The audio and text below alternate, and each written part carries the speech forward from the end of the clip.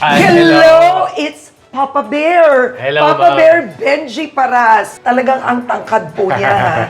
Thank you for welcoming Ay, us nako. into your beautiful home. Hi, thank you ma'am for having us. Wow! So matanong ko lang, Benji, gaano katagal na kayong nakatira dito? Siguro mga 2006, 2007? 2006-07. Ayan. Hello, Lai! That's mine. Hello, hello. Oh, dito mga ngagat, ha? No. Ang ganda naman ng bahay ninyo. So, you've lived here 2006. We Mga built it 2006. 2006. We moved 2009. 2009. I see. Bale, this is an old house na pinag-iba. Nagtira lang ako ng mga poste para murang konti. Oo, tama yun, ha? Good advice yan. Yung- Kung okay ang foundation. Foundation, sabi sayang. Ito po yung aming, dito lagi yung mga bata, dito kami nanonood. Yeah, this is the living room. Hello there! Oh, may bata rito. Oo. Hindi, anak ko pala to. Ito ang bunso. Yung bunso. Hello! Hi, George. Hi, George. Tita Karen. Hi, O, Karen. di ba? Ito lang ang babae mo. Opo. Hindi, sa mapakinggan. Yan po yung babaeng Yeah. anak. Apo. Oh, nag-iisa to, nag-iisa. So, how is he as a dad? Ape. Api ako. Ape? He's a slave to his children. Oh my Anything gosh. they say, he just bows. So, dito, under siya. Nila. Hindi naman, Nila lang. Nila, sa'yo hindi naman. Eh, under ako. Did you get an interior decorator? Actually, kami lang katulad nga ito, parang... pakita mo nga to, ang ganda nito. Parang puzzle to na... Oo. Nag-swak nga, sinukat lang namin, deliver. Uy, okay, maganda. Oo. Pero I noticed, mahilig kayo sa mga sculptures. Like for example, ito Kenneth Cobonpoy, ito. Right? Actually, they're gifts kasi. Ang ganda niya. So, Oh, and these, ito rin. well, no, that's from Henry Hotel. Ang It's one ganda. of those things that they make in Henry Hotel eh. Very nice. Saka ito, hindi po kasama. Pagkain ng mga anak ko yan. Pagkain ng mga anak Kung niya. saan iniiwan. And look at this. I like this part. Diba? Napakaganda ng pagka-curate. Ang lumalabas sa mga litratong ito talaga, Benji Paras, you are such a family man. Yes. Siguro na rin na maganda yung age ng time na kinasal kami. Ito na yung time na parang laylo na. Oo. Nandito na lahat. Kumbaga satisfied dito. Kumbaga work and family. Yun na lang. Yun na lang yung... Tanong ko sa'yo, Lino, paano si Benji bilang asawa? Hindi siya mushy, pero thoughtful. Sweet.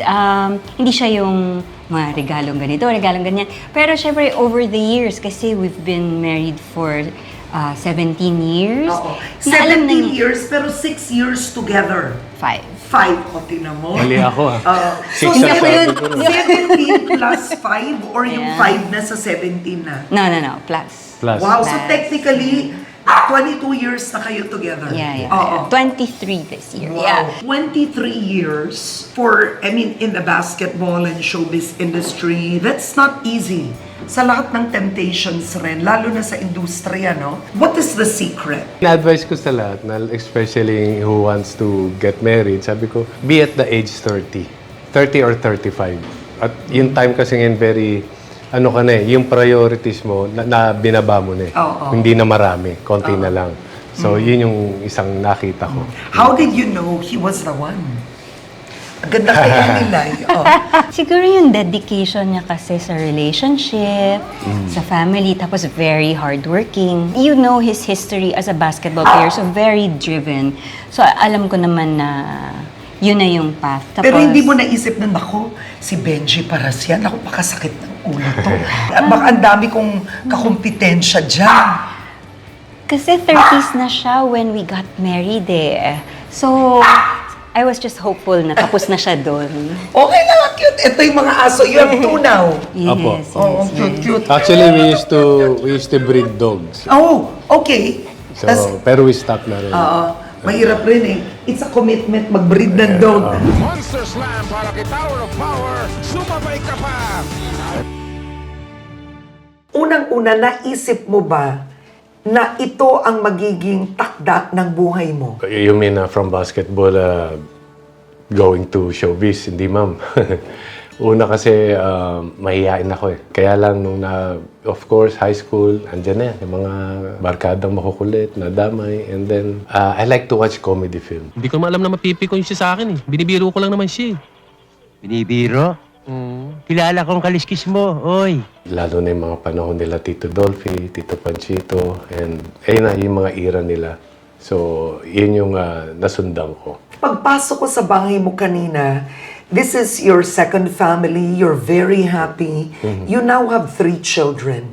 Kami kasi ng wife ko, nag-meet kami. I was still playing professionally. Nagkataon lang, yung court where we practice, doon yung preschool sa tabi. And yun na, doon ko siya na-meet. And then, doon na lahat nag-start. After 6 years, we decided to get married. Paano mo ilalarawan ang pamilya mo ngayon? Magulo.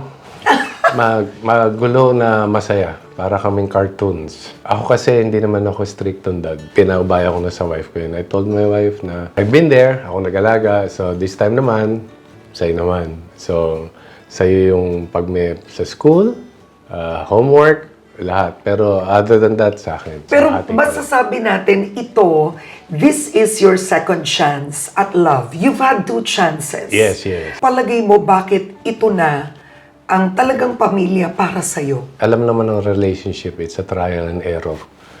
So, pag hindi, trial ulit.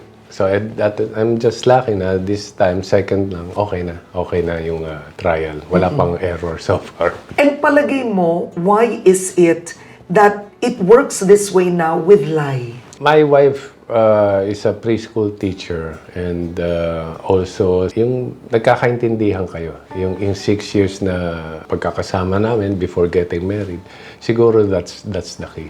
Pero may nagbago ba sa'yo? Of course, dadaan ka sa pagkabata na pag nagaya yung mga friends mo na, oy, ano tayo labas. Of course, gusto mo naman iba yung kakwentuhan, ganyan.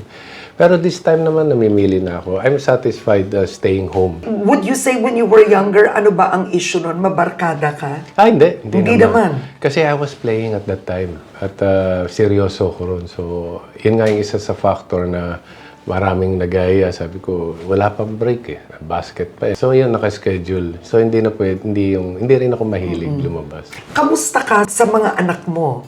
Let's start with Kobe and Andre. I'm okay with them. Lumalabas kami. Kasi may kanya-kanya na silang tirahan, of course. And Andre's 28, Kobe's 26. We travel, we go out, guesting. Kami magkakasama. Oo, so you remain close as Of father course. and sons. Actually, not only father and son. Kumbaga parang magkakaibigan. Yeah, they call me dad. Kay kwentuhan kami, parang magbarkada. Pero when it's time to be serious, give them advice, andun pa rin ako. At Ganun si pa rin. Kobe, basketball din. Si Kobe, una kasi, tuloy-tuloy siya nag-basketball. Naglaro siya sa States, nag-try, and then bumalik dito for college, and then he played for Japan for 2 years. He's resting and then trying to come back this year. Si Andre naman, he was also playing, sabay sila ni Kobe, kaya lang he decided na I'll give basketball to Kobe. Then, I still have showbiz. Kasi pinagsabay ko yung showbiz. Nakita ko sa kanya eh. Sabi ko, pwede kayo. So sabi niya, I'll stick to showbiz na lang. Dito po ang aming... Dati this is used to be a dining room. During the pandemic. Dito sila Classroom. online class. Ito lahat gamit ni girl. Kasi ito na yung classroom niya eh. Hindi siya pwede makishare sa Kasi boys. Montessori eh. So, she really has a lot of materials. Oo. Ay, ang Ito yung ganda. tables na boys. for the boys. So, syempre, kailangan may solo yung isa. Oo. So, ginawa niya ng paraan. Oo, this is so nice. Ito yung dating open space, dito naglalaro yung mga bata. Pero now, ayun nga, siya yung nagbigay ng idea sa akin. We built this in 2015. Okay. So, The extension. Dati, Ang ganda ito. May sliding door dito. May sliding door, tas open ito. Actually, dapat siya, basketball court. Pero ang ending, naging sampayan na lang. So sabi namin, sayang naman yung space. Agree, it's so beautiful. Look at that. Maaliwalas. They have open windows over there. Ang ganda ng dining table mo. Thank you. This dining set. Idea rin niya yan. Sige, explain mo na yung pagiging raw. Gusto lang namin live wood na malaki. So we went to Tagaytay. Yung mga furniture makers doon. So you choose your own wood. So eto na, finish nila. Actually, Kininis. ano to, parang 7 people. Yeah, 7 people had to carry this. Kaya Kasi you nung- cannot move it. You Kaya cannot nung move it. nilagay nga nila, sabi sa akin, Sir, ayos na. Ay, sabi ko, mali, dito pala. Tapos nakatingin lang siya, sabi ko, hindi, joke lang. Okay lang. So it hasn't moved. The past 8 years. Guys, kasi nga ang bigat. Tignan niyo Yes, naman yung mabigat ilalim siya. niya, yung paanan niya, oh. Hindi mo to magalaw. You have an open kitchen. My favorite in the house. kasi ito ma'am, mahilig manood ng From Morning Till Night, HGTV. Kala ko ikaw. Hindi. Ako, second na lang ako. Hindi, favorite kita kaya lang nagtatrabaho ka. Yan. So pag nandito ka na, sa'yo na, Sa- nakafocus. The kitchen is almost as big as technically the kids den and the dining. Good enough space to move around. Sometimes people gather together here. Actually, this is New office. her space. And pagigising siya, may TV ron. Nanonood Oo nga, lang siya. Ito yung HGTV. Very Ang space ko, doon dapat kinuha ng anak ko eh. So, doon lang ako sa dining lagi nakaupo. Pero mukhang you put in specific personal touches. So these are subway tiles. Actually, karamihan dito, wala kasing contractor, wala namang interior designers. Sa paano madaling makita salita po, namin? nagtitipid kami. Yun na lang po yun. Ayan, binili namin. So, sabihin ko dun sa gumagawa, ilan ang kailangan mo? Ma'am, ganito. So, ayan. What's your favorite part sa kusina mo? Siguro ito.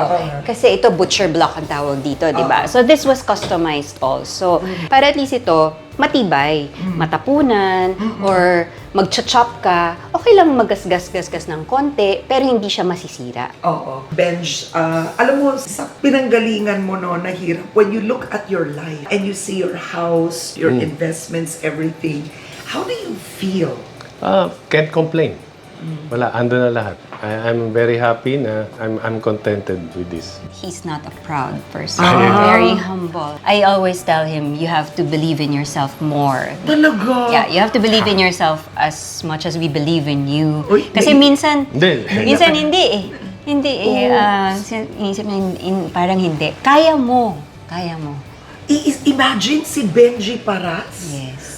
Ano kasi ako eh? Sa basketball, alam so- niya yung worth niya. Pero Pero sa after ibang- basketball, siguro kasi nag-retire na, yung age na niya, marami ng mas magaling na sa kanya ngayon. But no one has achieved what you have achieved. That's true. Pero we'd like to remind everyone na yung pagkakapanalo niya ng Rookie MVP, aside from the stats, merong voting eh. Voting ng players, ng press, ng people from the PBA. If they vote for you, what does that mean? Pero may kasabihan tayo na the higher you go, the more attacks you will have. Oh yan. 'Di ba? Kasi There. ang binabato mo ay ang puno na may bunga. Di ka naman nagbabato ng punong walang bunga. Ang taas pa ng puno, di ba? Oo, di ba? Oo. At ito naman, ang tatlo mong mas maliliit na anak. Yes. Gusto mo ba mapasok rin sila sa basketball? Honestly, nilayo ko na sila. Yung isa kong anak, eldest ko, pinag-football ko. Hinahatid ko pa yan sa practice ng football. And then, mamaya konti, nakita ko wala na, nandun na. Nagbabasketball, nagpapabili na ng basketball shoes. Wala, andun talaga, it's in the blood. So, ngayon, they're nasa varsity sila. And then, very thankful ako na after nung pandemic, nagdatingan yung maraming league. So, sumali sila na develop. And, ayun, akala ko I'm going to stop watching basketball na eh. So, hindi pa pala.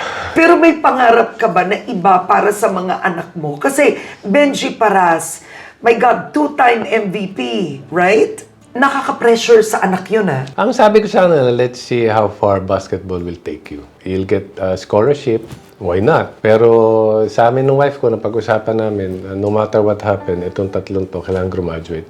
They need to graduate with a degree. Who knows? Baka hindi rito yung path mo, baka sa ibang bansa. At least, darating ka ron, meron kang diploma. Pag-usapan natin gaano kahirap ang buhay ni Benji Paras nung bata ka. Nung araw natatandaan ko may mom, yung lola ko, nakatira kami kasama yung mga kapatid niya. Parang we were 4 families in one apartment. Tatandaan ko nung kumakain kami sa hagdan. So anyway, bumukod-bukod na and to make the long story short, may nakakita sa akin sa isang barangay na sabi, oh, do you play basketball? Yes, sir. They want to try out for San Beda High School. Sabi ko, yes sir.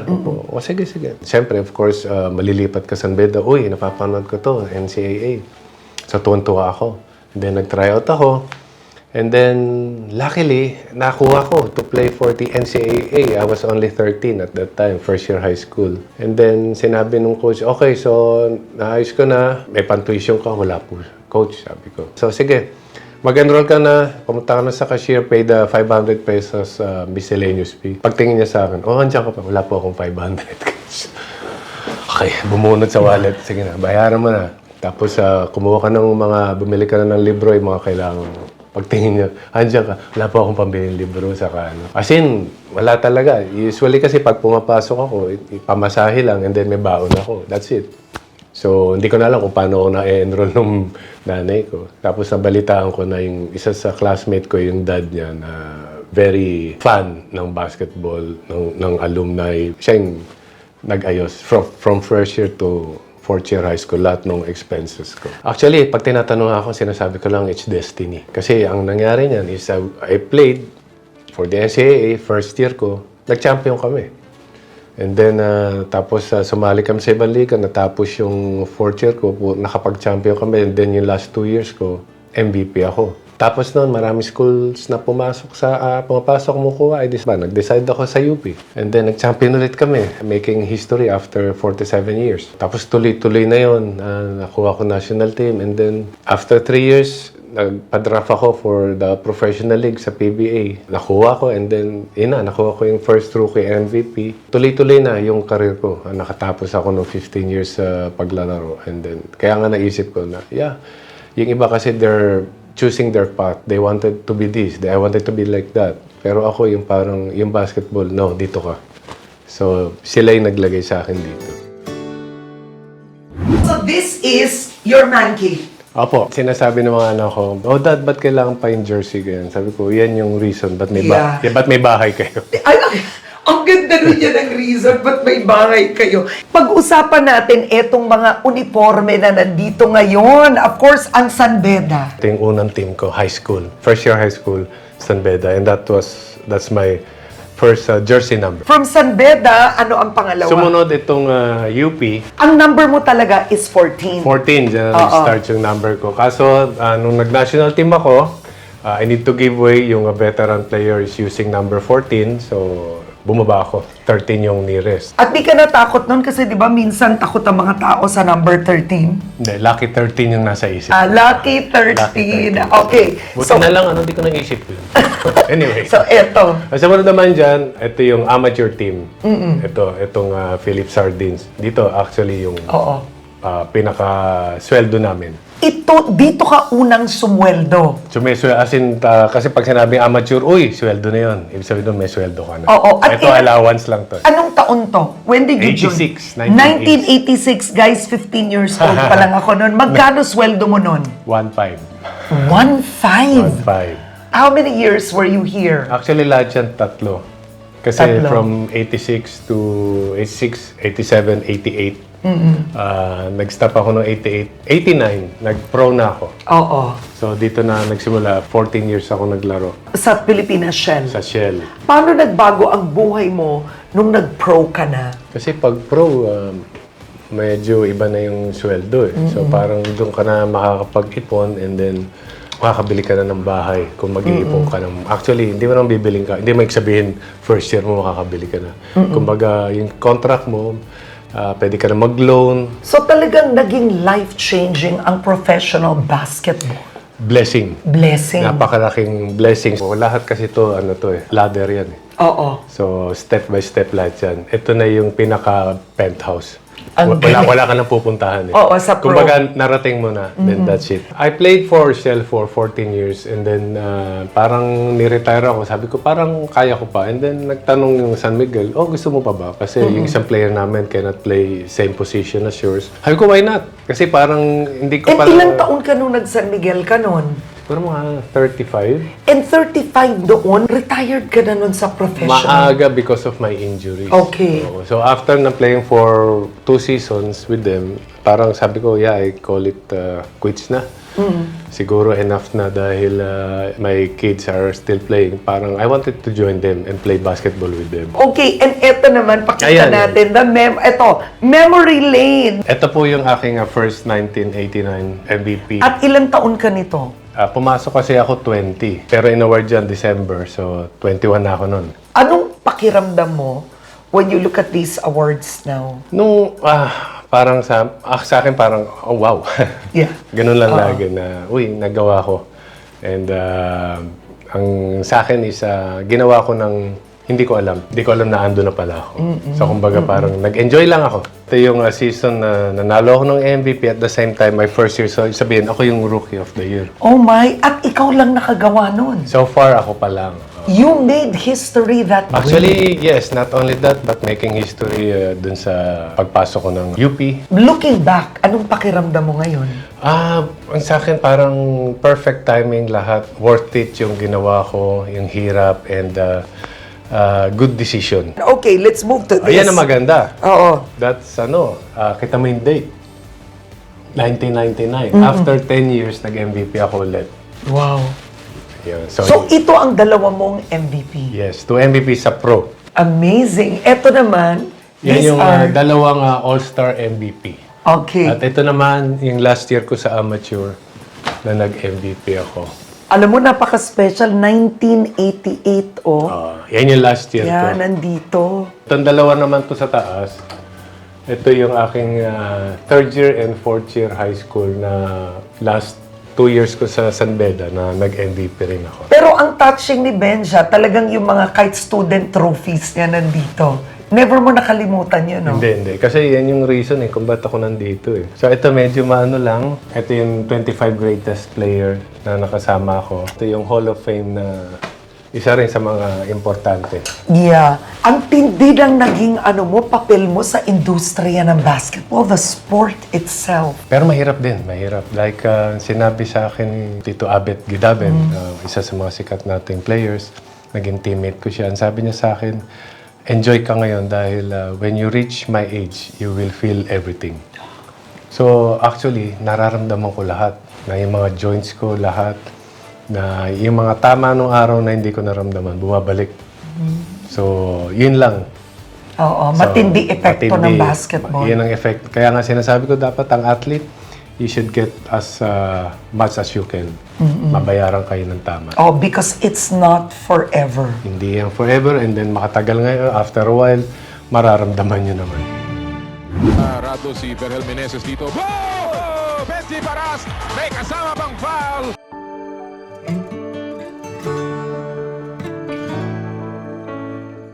Matanong ko lang, Benji, ang mga magulang mo, so ang nanay mo ay Pilipina, Apo, ang tatay mo ay... Pilipino. Ang mother ko is a half American. Oo.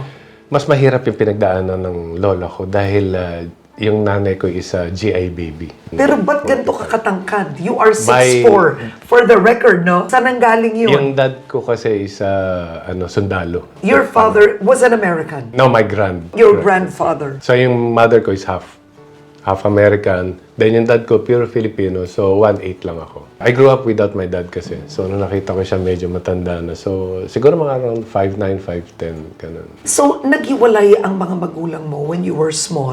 Actually, yeah, 1-year-old pa lang ako.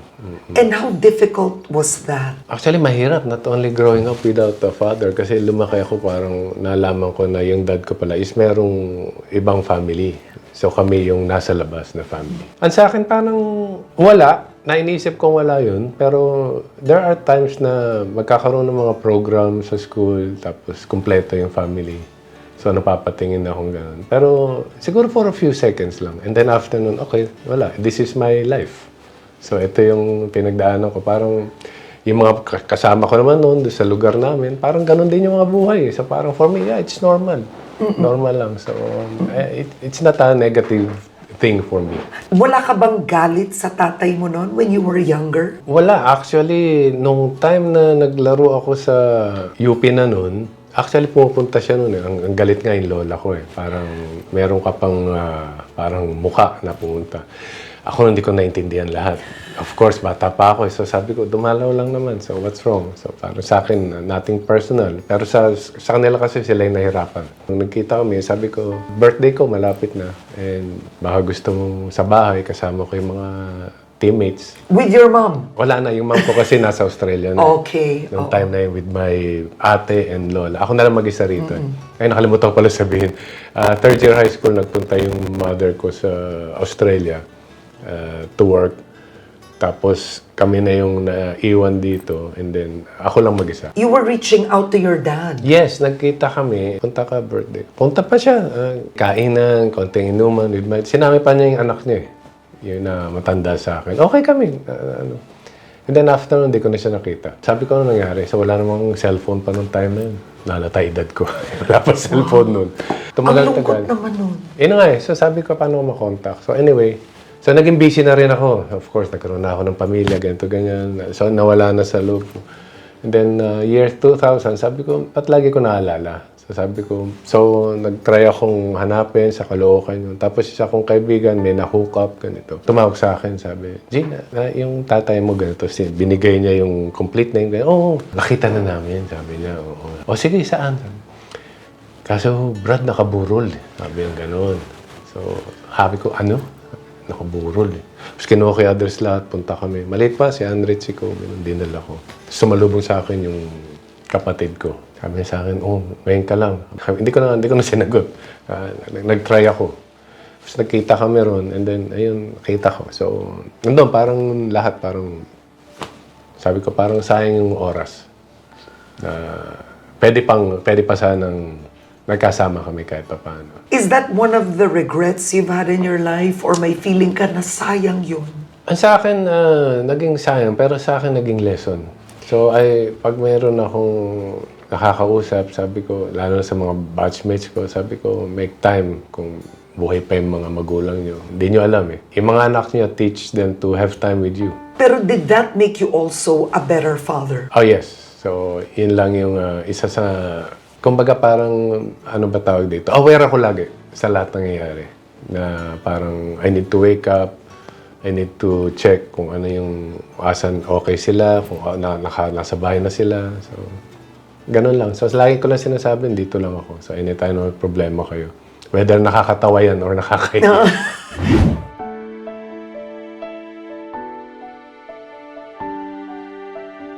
Seryoso ang buhay mo, seryoso ka ring tao, pero komedyante ka on air. Grabe! Ang haba na ng buhok mo. Joke lang. Seryoso dahil our topic is about my life. Pero seryoso nga yung buhay ko. Marami akong kasamang komedyante. Pero pag nag-uusap kami, which is nag-open up isa, parang nakikita ko, oh, hindi lang pala ako. Lahat pala tayo malulungkot buhay. That's why they call us comedian. Kasi we're like clowns. Diba? Yung makeup lang natin ang mukha tayong nakakatawa. Pero deep inside, hindi mo alam po ano itsura ng tao no, without that clown makeup. Oo. Pero dito sa bahay, hindi ako naman seryosong tao. Makulit din ako. Lagi may punchline. Alam mo, matanong ko lang, sa lowest points in your life, sino ang tumulong sa'yo? Yung mother ko. Oo, hindi niya ako masyado natulungan because she doesn't know anything much about basketball. Pero yung nakikita kong sacrifice na ginawa niya, yung pagpunta niya, pagtrabaho, nakikita ko siya na ligaga pag mayroong akong kailangan sa school, kailangan ng bagong uniform. Alam mo yung gumagawa ng way. Nitong tumatanda na ako, na-realize ko, yeah, and okay ako, nakukuha akong sweldo. Pero paano yung nanay ko nun? Wala namang regular na trabaho. So doon ko lang naiisip, nagpa-flashback lahat. So, yeah, yung sacrifice na ginawa nila. Actually, ng lola ko sa kanan siya. Na hindi mapapantayin. Ano naman yung iniisip mo? Papa Bear, dito ka na lang ah. Ang tawag sa'yo ngayon ay Papa Bear. Yes. Sa akin kasi that was a teleserye that I did together with Catherine and Daniel. Parang 2012 pa yon. So, yung Got to Believe. And yeah, doon nagsimula yun. So, isa kaming family. That's why Papa Bear, Mama Bear, Baby Bear. Pero are you really a Papa Bear in person? Yes. Ano ako, sa mga anak ko, andito ako. I mean, kaya nga sinawag kang Papa Bear na pag may nangyari, as in, yeah, bear. So, don't mess up with them. Parang ganun. Sa akin, yung more on presence. At nabigay mo ba yun kay Kobe and Andre noon? Yes, yes. Because you were at the peak of your career. Yes, actually, kami lagi magkasama nung kahit saan ako pupunta, kasama ko sila. So, nahiwalay lang nung si Kobe nagpunta sa States to play. Tapos si Andre naman dito, continuing his showbiz career. Now, you're also a collector. Eto naman, bukod sa trophies sa kanyang man cave, Actually, hindi naman collection, maliit cute lang. naman ito. Actually, may mga ano kasi yun eh. Like, eto, from the movie Christine. Oo, alam ko yun. Salbahe ang Pero kotse mahilig yan. ka sa cars. Yeah. Na little collectible cars. Yes, ito, I'm sure, Starsky and Hutch. Starsky and Hutch, Diyos ko talagang Oo, 70s ang 70s peg. yan. Okay. Knight Rider. No, ito yon. Ito yon. Back to the Future. Ay, oo nga. Back to the Future. Oo, Michael J. Fox. Oo, in fairness to you, ha? Saan mo ito nabibili? Online. Minsan Online. sa, nakakatawa. Iisipin mo, ito yung laruan ng mga anak niya. Hindi po. Laruan to ni Benji Paras. Na hindi nila pwedeng hawakan. Hindi ba talaga? Hindi. Baka masira eh. To be fair, ito lang ang luho ni Benji Paras. Meron pa akong Voltes 5. di ba? Masinger si... Oo. Hindi Bala ikaw ko. yung iba kasi yung mga luho ang titindi na. Hindi, ito yung... As far as I can remember, watching them growing up. So pag sinabi nila, eto meron kaming Mustang, sir. Sabi ko, hindi, wala namang value yan sa akin. Kasi hindi ko napanood yan eh.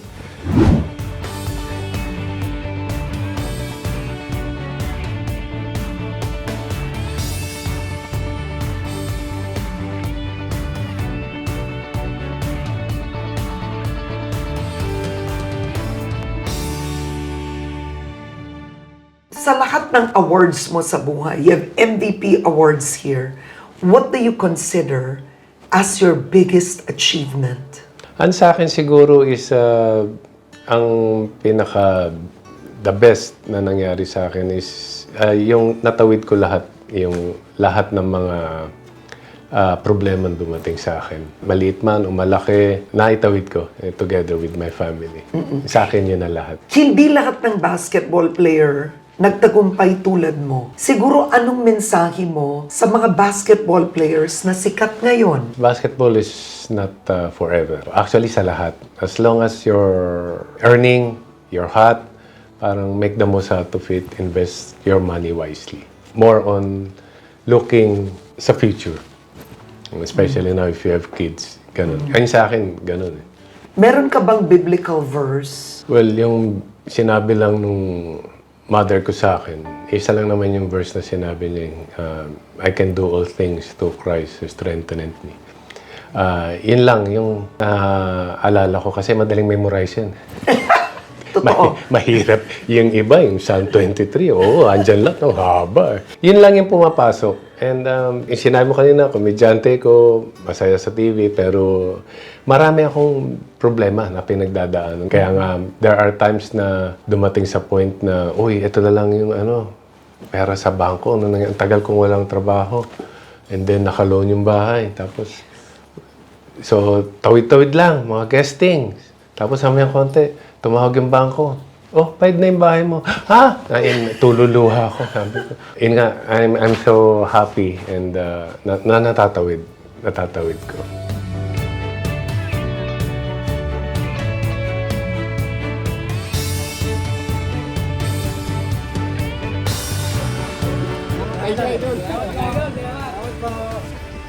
Yung mga nagpasikat sa akin.